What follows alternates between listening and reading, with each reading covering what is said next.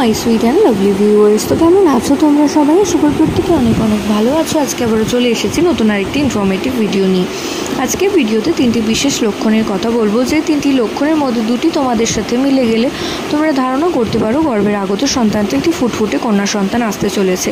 তো প্রথমত যদি দেখো কোনো গর্ভবতী মায়ের মর্নিং সিকনেস খুব বেশি পরিমাণে অনুভূত হচ্ছে, অর্থাৎ সারাদিনে যা খাচ্ছে তাই বমি করে তুলে দিচ্ছে এবং সেটা 5 মাসের পরেও কন্টিনিউ চলছে, তো সেটাকে গর্ভে কন্যা সন্তান থাকার লক্ষণ হিসেবে মনে করা হতো।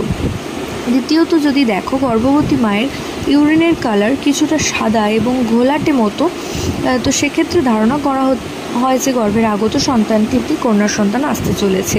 এছাড়াও তৃতীয়ত যদি দেখো কোনো গর্ভবতী মায়ের চুল প্রচণ্ড পরিমাণে উঠে যাচ্ছে এবং মাথা প্রায় ফাঁকা হয়ে গেছে, তো সেটাকেও গর্ভে কন্যা সন্তান থাকার একটি লক্ষণ হিসেবে মনে করা হয়। তো এই তিনটির মধ্যে দুটি তোমাদের সাথে মিলে গেলে অবশ্যই গর্ভের সন্তানটি একটি ফুটফুটে কন্যা সন্তান আসতে চলেছে। তো আশা করছি ভিডিওটা কাজে আসবে। প্রত্যেকে ভালো থেকো, সুস্থ থেকো, সাবধানে থেকো, এই কামনা করে ভিডিও এখানেই শেষ করছি। নমস্কার।